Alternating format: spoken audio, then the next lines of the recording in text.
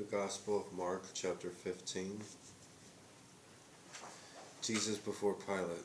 Very early in the morning, the chief priests, with the elders, the teachers of the law, and the whole Sanhedrin, reached a decision. They bound Jesus, led him away, and handed him over to Pilate. "Are you the king of the Jews?" asked Pilate. "Yes, it is as you say," Jesus replied. The chief priests accused him of many things. So again Pilate asked him, "Aren't you going to answer? See how many things they are accusing you of?" But Jesus still made no reply, and Pilate was amazed. Now it was the custom of the feast to release a prisoner whom the people requested. A man called Barabbas was in prison with an insurrectionist who had committed murder in the uprising. The crowd came up and asked Pilate to do for them what he usually did. "Do you want me to release to you the king of the Jews?" asked Pilate, knowing it was out of envy that the chief priests had handed Jesus over to him.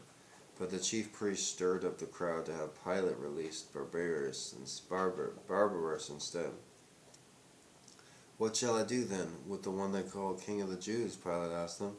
"Crucify him," they shouted. "Why? What crime has he committed?" asked Pilate. But they all shouted louder, "Crucify him!" Wanting to satisfy the crowd, Pilate released Barabbas to them. He had Jesus flogged and handed him over to be crucified. The soldiers mocked Jesus. The soldiers led Jesus away to the palace, that is, the praetorium, and called together the whole company of soldiers.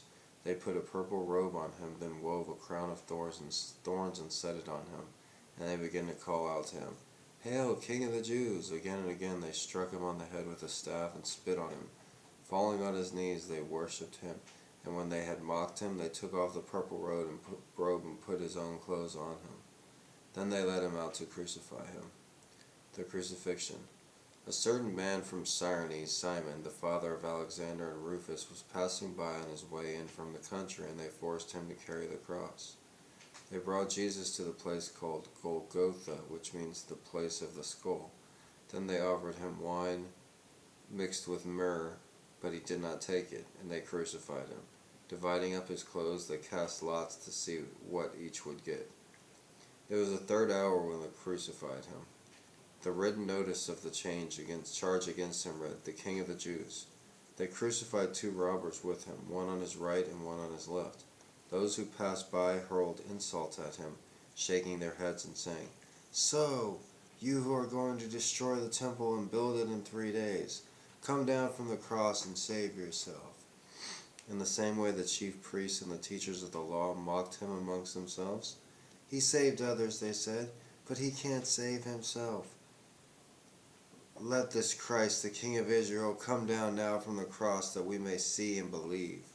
Those crucified with him also heaped insults on him. Dang, so even the people being crucified with him was like, "Yeah, I'm going to die too, but screw you." You know, like that shows how evil people can get. The death of Jesus. At the 6th hour, darkness came over the whole land until the 9th hour. And at the 9th hour, Jesus cried out in a loud voice, "Eloi, Eloi, lama sabachthani," which means, my God, why have you forsaken me?" When some of those standing near heard this, they said, "Listen, he's calling Elijah." One man ran, filled a sponge with wine vinegar, put it on a stick, and offered it to Jesus to drink. "Leave him alone now. Let's see if Elijah comes to take him down," he said.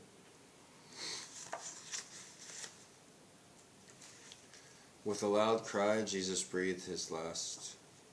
The curtain of the temple was torn in two from top to bottom, and when the centurion who stood there in front of Jesus heard his cry and saw how he died, he said, "Surely this man was the Son of God." Some women were watching from a distance. Among them were Mary Magdalene, Mary the mother of James the younger, and of Joseph and Salmon. In Galilee these women had followed him and cared for his needs. Many other women who had come up to Jerusalem were also there. The burial of Jesus. It was preparation day, that is, the day before the Sabbath.